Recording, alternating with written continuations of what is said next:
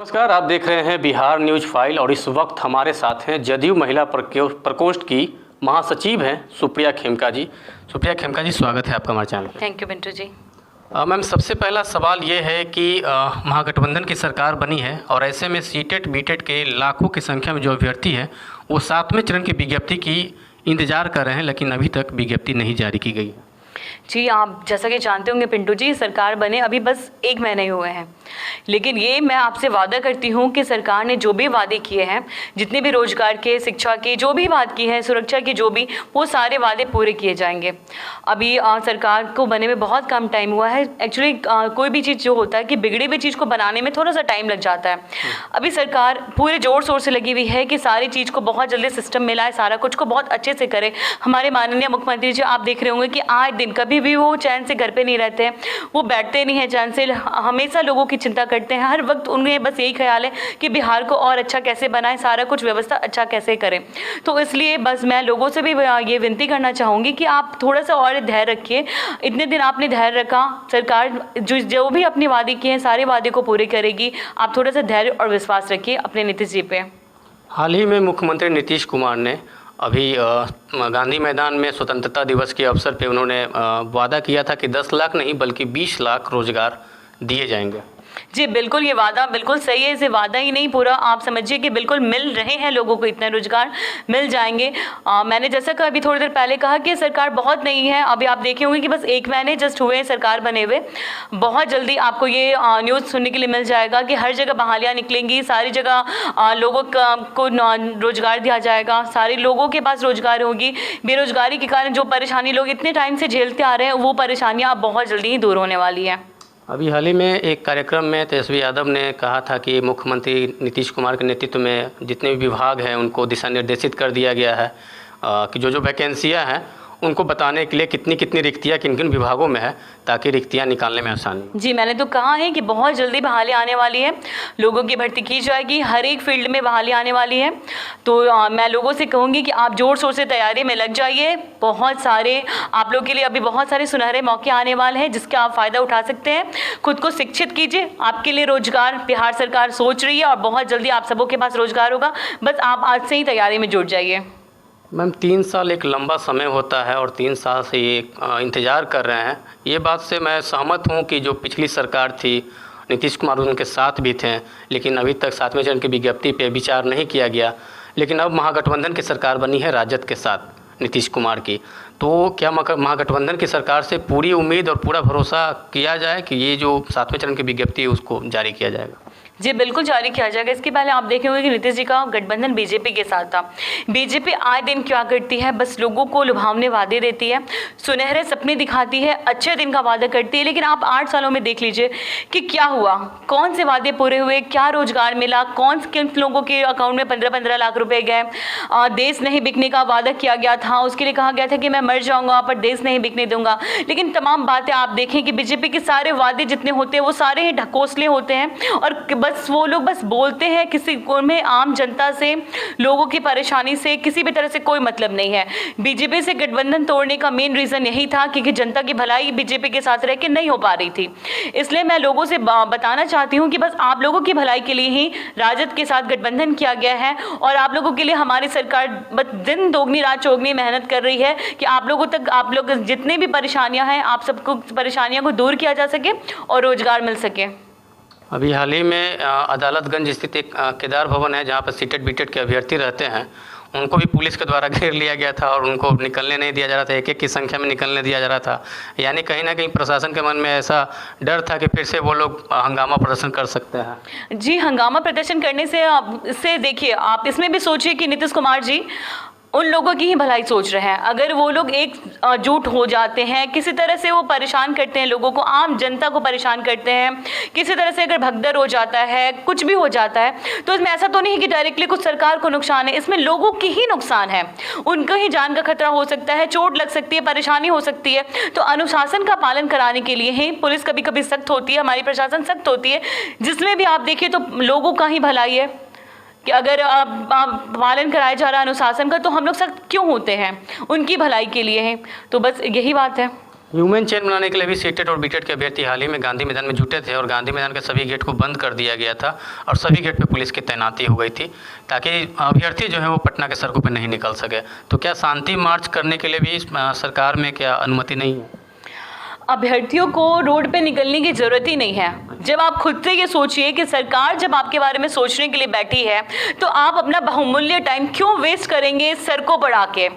सड़कों पर human chain बनाए या फिर सड़कों पे आप आंदोलन करें, धरना प्रदर्शन करें, जो भी करें, आप भूख हड़ताल करें, आपको जरूरत क्या है? जब आप देखिए माननीय मुख्यमंत्री जी ही आपके बारे में इतना सोच रहे हैं तो आपको जरूरत नहीं है कि आप ये सब करें। आप उतना टाइम अपने पढ़ाई में लगाएं, अच्छे से पढ़ें। रोजगार का जो वादा किया गया है वो वादा बिल्कुल पूरा होगा। आप सबके पास रोजगार होगी, आप लोग बस बुलंदी से लग जाइए तैयारी करने में। मुझे नहीं लगता कि आप सबको जरूरत है रोड पे आने की, ये बहुत गलत है। अगर आप लोगों को कोई अगर बहकावे में आ रहे हैं तो इस सभी बातों में पढ़ने की जरूरत नहीं है। वो जो टाइम आप वेस्ट करेंगे उसमें आप पढ़ाई कीजिए, रोजगार आपको घर तक आके मिलेगी, बस आप थोड़ा सा और इंतजार कीजिए। कुल मिलाकर मैम आपके बातों से तो यह स्पष्ट हो रहा है कि उनको धैर्य रखने की ज़रूरत है ऐसे समय में। जी बिल्कुल धैर्य रखने की जरूरत है। इतने सालों से गठबंधन बीजेपी के साथ थी जिसके कारण उनके मन की बात को नहीं हो पा रहा था, रोजगार में परेशानियां आ रही थी। अब ये गठबंधन से हमारा जेडीयू बिल्कुल अलग हो चुका है और बिल्कुल अब स्वतंत्र होकर बहुत अच्छे से काम कर रहा है। आप हर जगह देख रहे हैं कि बस नीतीश जी लगे हुए हैं किसी तरह से कि बस जैसे भी हो जाए बिहार की जनता की भलाई और रोजगार का भी जो वादा किया गया है। तेजस्वी जी भी आप देख रहे होंगे कि आए दिन सब जगह से पता कर रहे हैं कि कहाँ कितना पद खाली है, क्या करना है, कैसे वैकेंसी कितनी कब नहीं आई है। तो सारे चीज में विभाग लगा हुआ है, बस थोड़ा सा धैर्य रखने की जरूरत है। यानी कि अब मन की नहीं काम की बात होगी। जी बिल्कुल काम की बात हो रही है और बिल्कुल सारे सबकी काम होगी, बस थोड़ा सा धैर्य रखिए। अब मन की नहीं आप सबकी बात होगी। यानी कि जिस तरह से तेजस्वी जो है कि उप मुख्यमंत्री के तौर पे सक्रियता दिखा रहे हैं और काफ़ी ही लग भिड़ के काम कर रहे हैं। अभी हाल ही में उन्होंने पीएमसीएच में भी जायज़ा लेने के लिए वो अचानक से पहुंच जाते हैं, कहीं पहुंच जा रहे हैं और जायज़ा ले रहे हैं, निरीक्षण कर रहे हैं। तो कहीं लग रहा है कि उसमें उनकी सक्रियता जो है कि वो कारगर साबित। जी बिल्कुल, वो खुद भी एक युवा है और लोगों की परेशानी को वो समझते हैं। एक युवा ही युवा की परेशानी को समझ सकता है, दर्द को समझ सकता है। जबकि घर में अगर जॉब नहीं हो, कोई कमाने वाला नहीं हो, पैसे की परेशानी हो, तो एक युवा ही युवाओं की पीड़ा को समझ सकता है, जो कि तेजस्वी जी बहुत अच्छे से काम कर रहे हैं। मैं बहुत बड़ाई करना चाहूँगी कि बस अभी 1 महीने हुए हैं और उन्हें सारे विभाग का जायजा लेना शुरू कर दिया है, आम जनता की सुननी शुरू कर दी है, सारा कुछ। तो आप देख रहे हैं बिहार में बदलाव जल्दी आएगा, बहुत जल्द अच्छा बदलाव आएगा। मैम अभ्यर्थियों का सवाल है, ये मेरा सवाल नहीं, अभ्यर्थियों का सवाल है कि कब तक इंतजार करना पड़ेगा। ठीक है, ये मैं आपके बात से सहमत हूँ कि महागठबंधन की सरकार बनी है और अभी 1 ही महीने हुए हैं, ज़्यादा दिन नहीं हुए हैं। पार्टी को समय चाहिए, सभी चीज़ें धीरे धीरे सुदृढ़ हो रही है और उस तरीके से किया जा रहा है। लेकिन फिर भी यदि एक तिथि की बात की जाए तो कब तक इंतजार करना पड़ सकता है एक संभवतः? देखिए तिथि का तो कुछ भी ऐसा नहीं हो सकता है ना। जैसे लोग ने जब बीजेपी का अगर सरकार जब लाया था तो कहा था कि 15 लाख रुपए दे दूंगा, कुछ ये तिथि तो बताई नहीं थी कि इस डेट में आपके अकाउंट में आ जाएगा। तो मैं लोगों से भी यही बताना चाहती हूँ कि बहुत जल्दी आपके पास सब कुछ होगा, बस थोड़ा सा और धैर्य रख लीजिए आप लोग। यानी कि जुमलेबाजी नहीं, सिर्फ वादे पे काम जी बस वादे और बस काम होगा और सबके लिए काम होगा। आप लोगों का ही अब काम होगा। एक बिहार सुनहरा बिहार होगा, सुरक्षित बिहार होगा, जहां महिलाएं सुरक्षित होंगी, सशक्त होंगी। आज नीतीश कुमार जी ने, हमारे माननीय मुख्यमंत्री जी ने इतना हम महिलाओं को पहचान दे दी है कि अब हम लोग किसी की बेटी और किसी की बहू, किसी की पत्नी के नाम से नहीं जाने जाते हैं, हम लोग सब अपने नाम से जाने जाते हैं। इसके पहले का आप दशक याद कीजिए, इसके पहले का आप सरकार याद कीजिए कि ऐसा हमारे साथ नहीं हुआ करता था। 5 बजे के बाद महिलाएं नहीं सो सकती थी कि घर के बाहर निकलो। महिलाओं का बस एक दायरा होता था घर के अंदर, बस चूल्हा चौका ही, इसके अलावा कुछ नहीं था। आज महिलाएं हर जगह आगे हैं, सब जगह जेंट्स लोग से कदम मिला के चल रही हैं। तो ये देन माननीय मुख्यमंत्री जी का ही है, उन्होंने हमें आवाज़ दी है, पंख दिया है, जो उड़ान भरनी बस बाकी है। तो इसलिए मैं लोगों से बोलना चाहूँगी कि नीतीश जी ने बहुत कुछ किया, पूरा बिहार को बदल के रख दिया। आप बिहार की सड़कों को देखिए, सुरक्षा को देखिए, आज बेटियों को देखिए, हर जगह बेटियां नाम कमा रही है। तो ये उनका ही देन है, बस थोड़ा सा और धैर्य रखने की जरूरत है। यानी कि राज्य का जिस तरह से नीतीश कुमार ने विकास किया है उसी तरह से युवाओं का विकास तय है।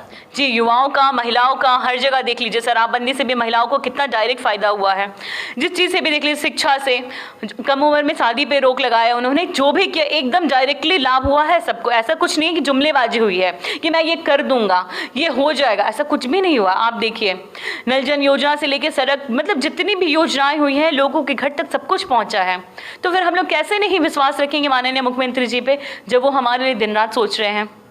यानी कि अब कह सकते हैं कि जो महिलाएं कभी घर की चारदीवारी की एक वस्तु बनकर रह जाती थी, अब वो घर के चारदीवारी से बाहर निकली हैं और खुद को सशक्त बनाने में जुट गई है। जी बिल्कुल, और हमारी सरकार भी दिन रात इस चीज़ में लगी हुई है कि हम महिलाएं सशक्त हों, और कितना सारा एग्जाम्पल है आपके सामने। मैं खुद भी एक एग्जाम्पल बैठी हूँ कि आज मैं जो भी हूँ और जो सुरक्षा से हर जगह मैं रह सकती हूँ, जा सकती हूँ 2 बजे रात में भी, तो ये मुख्यमंत्री जी का ही देन है।